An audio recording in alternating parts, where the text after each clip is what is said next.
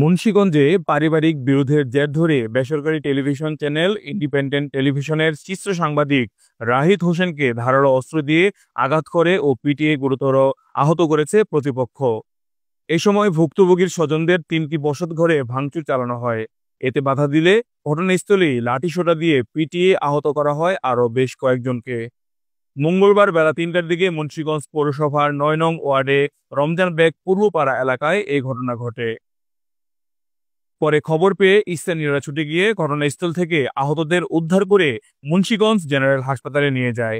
সেখানে জরুরি বিভাগের চিকিৎসা শেষে হাসপাতালে ভর্তি করা হয় আহত দুইজনকে। এ সময় ঘটনাস্থলে উত্তেজিতদের থামাতে গিয়ে ক্ষিপ্ত হয়ে প্রতিপক্ষের লোকজন অতর্কিতভাবে সাংবাদিক রাহিদ হোসেনের উপর হামলা চালায়। তার সাথে থাকা মোটরসাইকেল ভাঙচুর, ক্যামেরা ও মোবাইল ফোন ছিনিয়ে নিয়ে যায়। এ ঘটনায় মোহাম্মদ স্বাধীন, ইমন, রাজু, হালিম, ফয়েজ কাজী, সেলিম ও সূচনা আক্তার সহ ৮ জন অভিযুক্তদের নাম উল্লেখ করে মুন্সিগঞ্জ সদর থানায় লিখিত অভিযোগ দায়ের করেছে ভুক্তভোগীর ওই সাংবাদিকের মামা মোহাম্মদ আল আমিন গাজী। পুলিশ ও অভিযুক্তরা জানান, দীর্ঘদিনের পারিবারিক বিরোধ মীমাংসার জন্য দুপুরে অভিযুক্তদের সাথে কথা বলতে গেলে কথা কাটাকাটি হয় দুপক্ষের মধ্যে।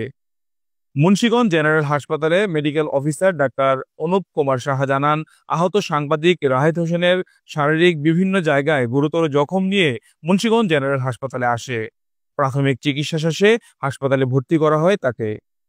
ইন্ডিপেন্ডেন্ট টেলিভিশনের ফটো সাংবাদিক জনাব রাহিদ আমাদের কাছে ৩:50-এ আমরা পাই। সে হচ্ছে যে একটি মারামারির ঘটনাতে জখমী অবস্থায় আমাদের কাছে আসছে।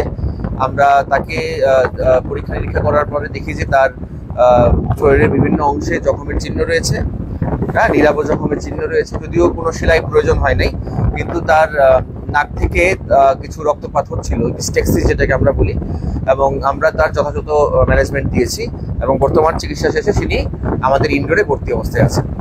বিষয়টি নিশ্চিত করে জড়িতদের দ্রুত আইনের আওতায় এনে তদন্ত সাপেক্ষে আইনগত ব্যবস্থা নেওয়ার কথা জানিয়েছেন মুন্সিগঞ্জ সদর থানার officer in charge M Saiful Alam. Habib Hazari, news 71.tv।